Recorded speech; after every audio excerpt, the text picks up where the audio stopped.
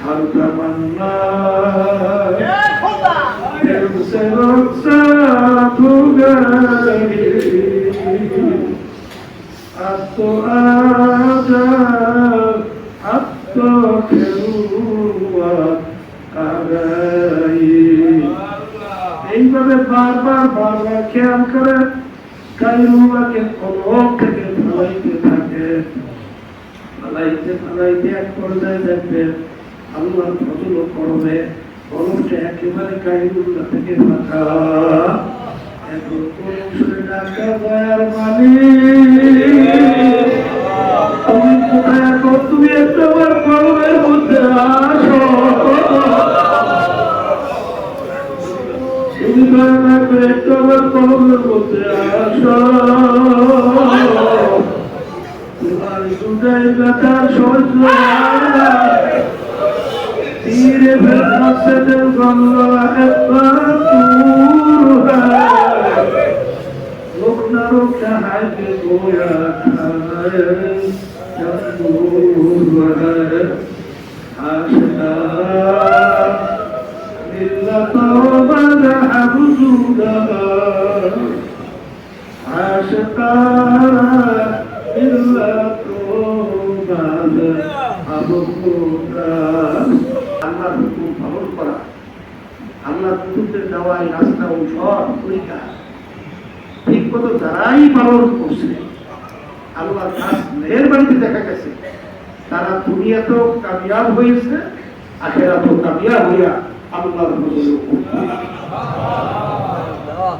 আর যারা নাকি চালাকি করে বিভিন্ন বুদ্ধিমানি করে দেখা গেছে তারা মুরিদ হয়েছে ঠিক কিন্তু এই তরিকের নেয়ামত বরকত ওইভাবে পায় না পাইছে হয় না শুনছেন আমাদের তরিকার মুরব্বী মাইনুদ্দিন সিস্তি রহমতুল্লাহি আলাইহি আলাউদ্দিন সাবির রহমতুল্লাহি আলাইহি শুনছেন না আলাউদ্দিন সাবির রহমতুল্লাহি আলাইহি তার মামা দায়িত্ব দিয়েছিল কোথায় কোডি পাকশালা বুঝছেন তাই সেখানে দায়িত্ব দিয়েছে দায়িত্ব পালন করে এখন আলাউদ্দিন সাবির রহমতুল্লাহি আলাইহি তার ছেলেকে দেখার জন্য আসে দেখে শুকাই এলাকার মতো কাটে কি ব্যাপার আমার ছেলেদের শুকাই বলি তার ভাইয়ের কাছে জিজ্ঞাসা করে তোমার কাছে দিছিল আমার ছেলেটাকে তার ছেলেটা শুকাইয়া কাঠের মতো হয়ে গেছে কেন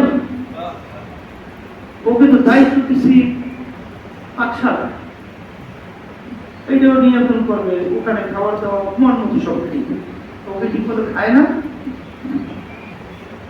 আলাউদ্দিন সাহেব কি ব্যাপার তুমি এরকম শরীর কাঠের মতো হয়ে গেছে আবার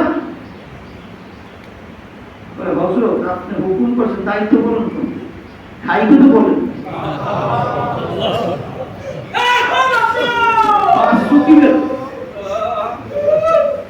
আল্লাহ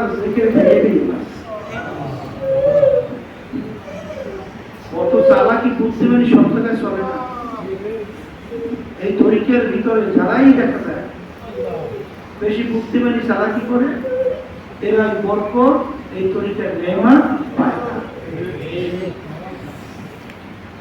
এই জন্য বিশেষ করে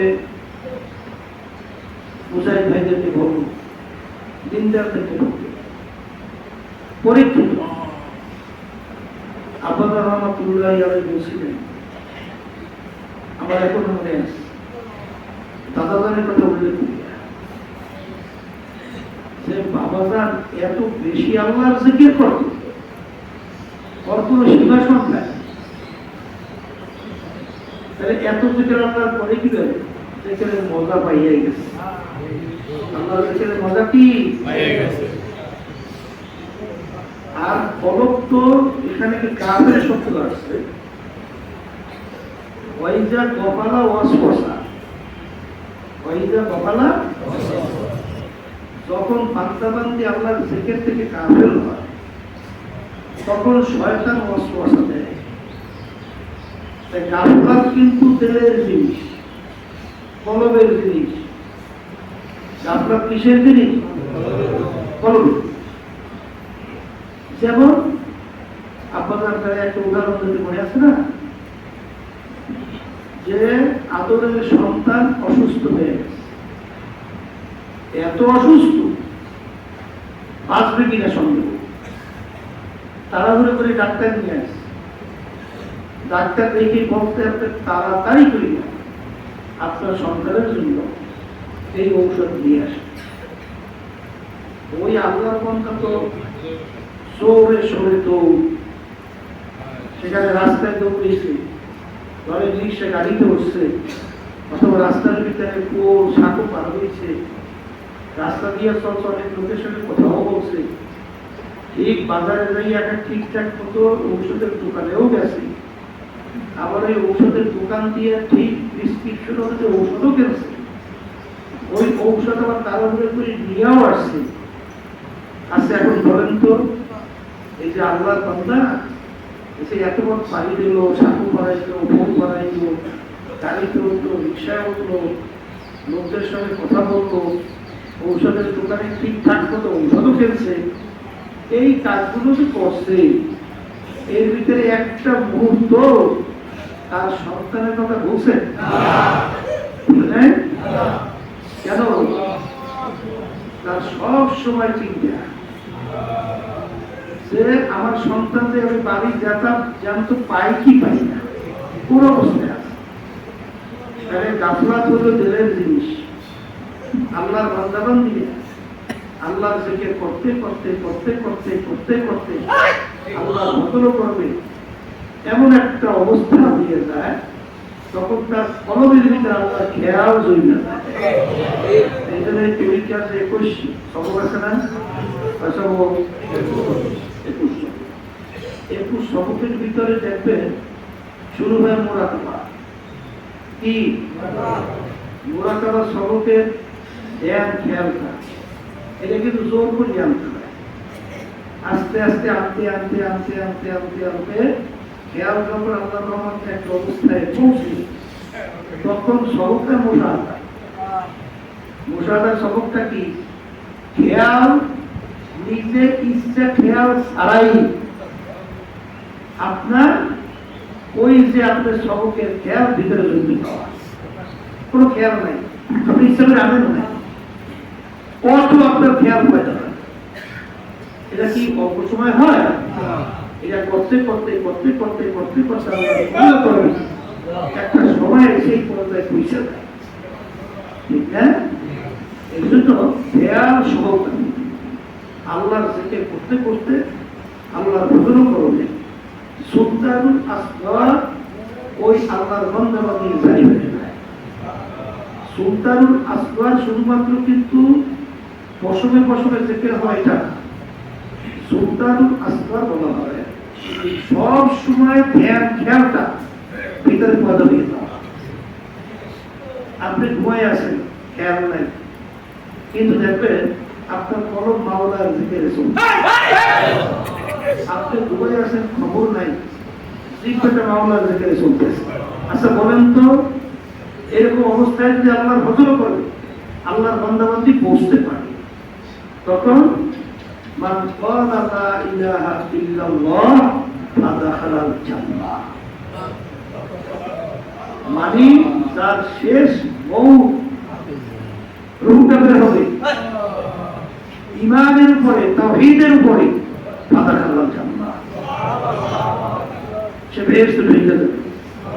এই জন্য তো বাস্তবতা দেখবে, যত জাকিরি আল্লাহর ভজন করবে, দেখা গেছে এই শহরের ভিতরে কয়েকটায় শুনে আসলাম যে ঠিকঠাক কতই ওই আল্লাহর বান্দা, ওই আল্লাহর বান্দিরা ঠিক মৌতের যখন সময় এসে গেছে, তখনই আল্লাহর জিকির করতে করতে, কালিমা পড়তে পড়তে দুনিয়ার থেকে বিদায় হয়েছে। এখন শেষ অবস্থার আমাদের কার কি অবস্থা হয় জানা আছে? আছে জানা? আমাদের তো মূল মাকসাদ বা উদ্দেশ্য হবে যে আমাদের মৌতটা যেন ইমান সহকারে হয়। আর নিয়মিত আছে কোনো নাই একটা সাবুবিনা যে ভাতৃবিটা যা থাকবে কাজ করবে তো তাই হবে। এখন গরমের ভিতরে কি বসাইতেছে এটা মাঝে মাঝে হিরিবিরি নিজেকে নিজে প্রশ্ন করা দরকার নেই। এই রেজাউল করি, এই আব্দুল করি, এই আব্দুল রহমান, মরণ তো লাগবে, কিন্তু মরণ অবস্থায় তোর জমা থেকে কি বের হয় এটা নিজেদের প্রশ্ন করে কোন খেয়াল ভিতরে ঢুকেছে? এই জন্যই কথা আছে না, কি কথা দুজনে কারিগর রহমতুল্লাহ আলাই খানা খাইতেছে সর্বনাই দাদাজান রহমতুল্লাহ দাওয়াত দিয়ে নিয়ে আসছে। খানা খাইতেছে মানে অর্ধেকের কাছাকাছি খানা খাওয়া হয়ে গেছে। এখন হযরত জিজ্ঞেস করেন, বাবা তুমি আমাকে কি দিয়ে খাওয়াইতেছ? কি কথা, কি দিয়ে খাও? হুজুর কোন বাবা আমি তো কোন বাবাকে শুনতে করতে পারি না বাবা, তুমি তোমার সর্বনাশ করছো। এটা মানুষ শুনে হাসবে না? কথা বলেন না কেন? কি ব্যাপার? খাইতেছে খানা, কিন্তু ওই যে কম্পাসের কাটা লাগাই রাখছে আলোচনা। এই জন্যই ফাইদা কুদিয়াতিস সালাতু ফান্তাশিরু ফিল আরদি ওয়াবতাগু মিন ফাদলিল্লাহ ওয়াযকুরুল্লাহা কাসীরা। আল্লাহ রাব্বুল আলামিন বলতেছেন, হে আমার বান্দা-বান্দীরা, জুমার নামাজের কথা এখানে বিশেষ করে আল্লাহ রাব্বুল আলামিন বলেছেন। জুমার নামাজ আদায় করার পরে তখন দেরি না করে জমিনের ভিতরে নামো, হালাল রিজিক কামাই করার উদ্দেশ্যে।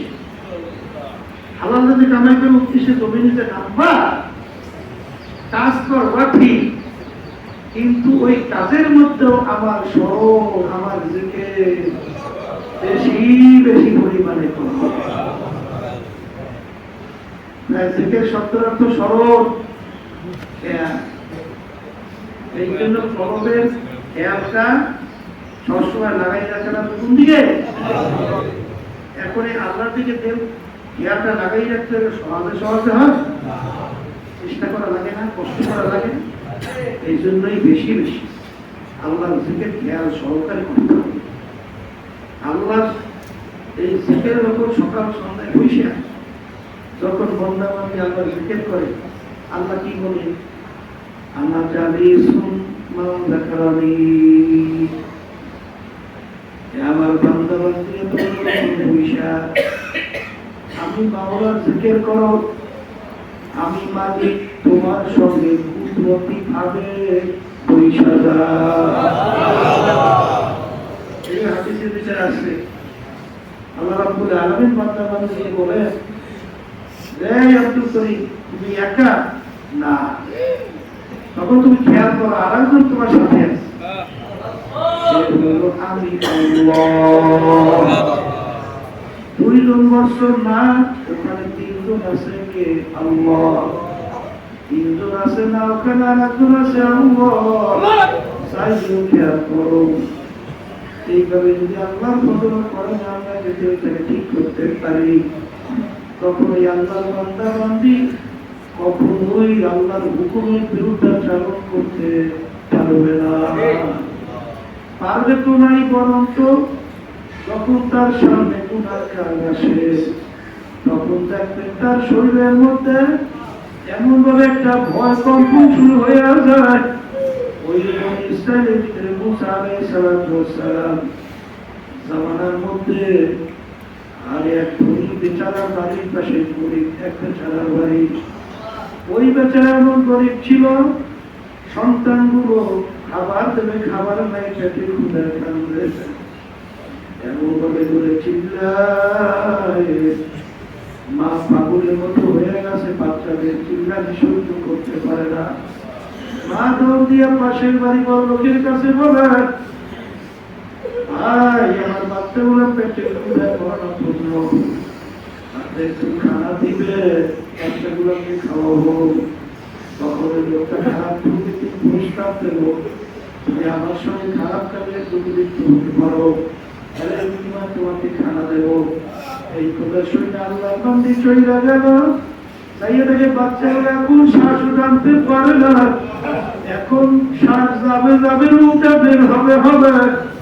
তখন আল্লাহর বান্দি প্রেশান হইয়া হুঁশ হারাইয়া উঠিয়া যাইয়া বলে, তাড়াতাড়ি খানা দাও। বাচ্চাগুলাকে দিয়ে পাইখানা ঝাড়িয়ে তখন ওই তখন খারাপ লোকটা খারাপ কাজের সামনে আসতেছে। তখনই আল্লাহর বান্দির ভিতরে থরথর করে শরীর কম্পন শুরু হয়ে গেল। তখন সে ডাক দিয়ে বলে, ব্যাপার কি, তুমি এরকম কেন কাঁপতেছ? তখন আল্লাহর বান্দি বলে, আল্লাহর ভয়, আমি নিজেকে নিজে কন্ট্রোল করতে পারি না। তখনই আল্লাহর বান্দার ভিতরে আমার মালিক এমন ভয় ঢুকে যাবে, তখনই আল্লাহর বান্দা করে, আমার দয়ার মালিক, আমার চাইলে আমার দ্বিতীয় দুনিয়ায় থাকতে পারে না। তুমি আমাকে সম্পদ থেকে ধনী বানাইছো, কিন্তু তোমার ভয় তো আমার মধ্যে না। আমাকে শয়তান দখল কইরা রাখছে, আর তোমার এই গরিব বেচারি এত পেরেশান, বাচ্চাগুলো মারা যায়, তারপরে তোমার ভয় অঙ্ক শুরু হয়ে গেল।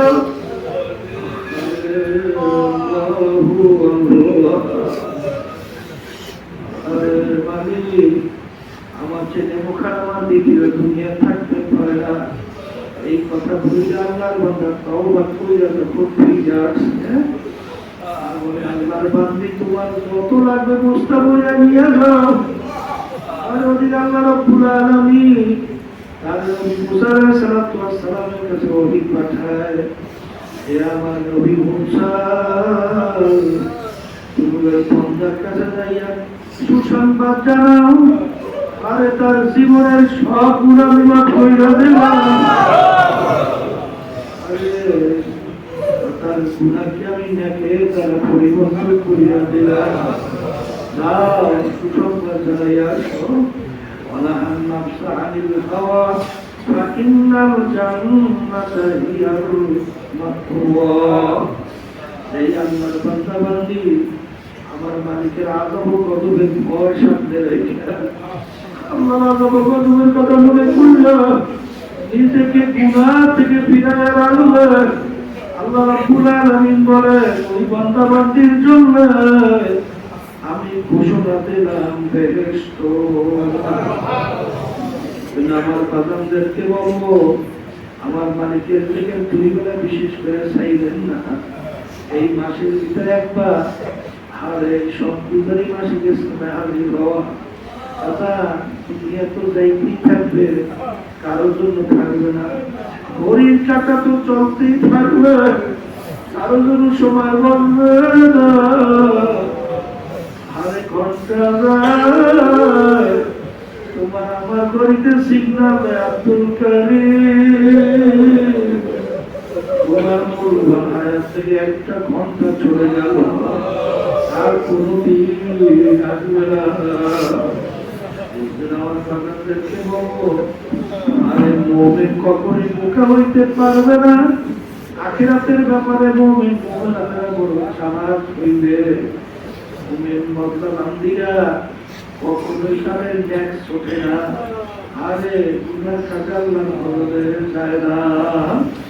আর এই গুনাহ থেকে ফিরে থাকার জন্য দেবকে সঙ্গে সম্পর্ক গোপন তৈরি করার জন্য, আল্লাহর সঙ্গে সম্পর্ক তৈরি করার জন্য, আর কিয়ামতের ময়দানে ডান হাতে আমলনামা পড়ার জন্য, বাজার ইমান সহকারে মৌত হওয়ার জন্য, আল্লাহর ভয় ভিতরে পয়দা হওয়ার জন্য বেশি বেশি পরিমাণে আমার মালিকের জিকির করতে হবে। এই জন্য সবসময় খেয়াল রাখা লাগবে, আলিশা কোনোদিন দুনিয়ার কামিয়াব হয় না, আর আখিরাত চিন্তাও করা যায় না। দুনিয়ার কাছে এরকম কষ্ট দ্বারা অর্জন হয় না, এবং আখিরাতের ব্যাপারেও কষ্ট আল্লাহর হুকুম মানার জন্য না করলে আল্লাহকে পাওয়া যায় না। এই জন্য প্রধান বলতে, তোমার অসুখ হয়েছে বিশাল থেকে পারো না, শুয়ে শুয়ে হইল আমার মালিকের দিকে চাইল না। বেশি অসুখ হয়েছে জবানে পারো না, মালিকের দিকে করো। খবরদার দুইটার সময় মালিকের দিকে চাইব না। আর খেয়াল সহকারে দিকে করো, যখন শরীর পড়বেন খেয়াল করবেন আমি শরীর পড়তেছি, আমার দুধ নবীর রওজাপাকে পৌঁছতেছে, তখন তওবা ইস্তেগফার করবে, তখন খেয়াল করে মালিক জীবনে যত গুনাহ করছি মাফ চাই আর করবো না, এই খেয়ালে তওবা ইস্তেগফার করবেন। যখন জিকির করবেন সুবহানাল্লাহ, আলহামদুলিল্লাহ, আল্লাহু আকবার, এই জিকিরে খেয়াল করবে মালিক আমার মাকে মাঝখানে খালা জায়গা, কবরের মাঝখানে খালা জায়গার দিকে তাকাইয়া তাকাইয়া আমি আল্লাহকে ডাকি, আল্লাহ আমার ডাকে জবাব দেয়, বন্দা আমাকে দোয়াও কর। তখন দেখে করবো না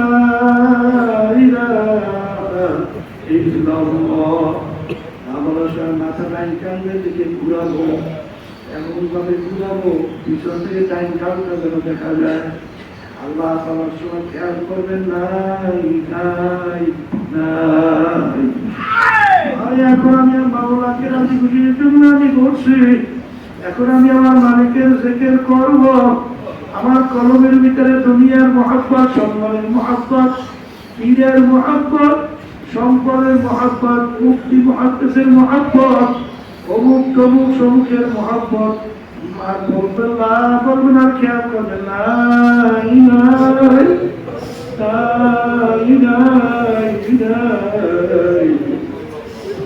আমার পীরের গরম নাই, আমার টাকার গরম নাই, আমার ক্ষমতার গরম নাই, আমার বংশের গরম নাই, আমার শিক্ষার গরম নাই। আল্লাহ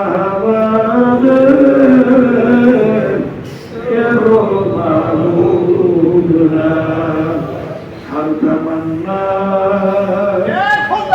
दिल से रुखसत हो गई, अब तो आजा, अब तो खिलवत आ गई। এইভাবে বারবার বারবার খেয়াল করে কায়রুল্লাহকে কলম থেকে ফেলাইতে থাকে, ফেলাইতে ফেলাইতে এক পর্যায়ে দেখবেন আল্লাহর ফজল করবে কলমটা একেবারে কায়রুল্লাহ থেকে ফাঁকা। এখন কলম শুনে ডাকা দয়ার মালিক, তুমি কোথায়? এখন তুমি একটু আমার কলমের মধ্যে আসো,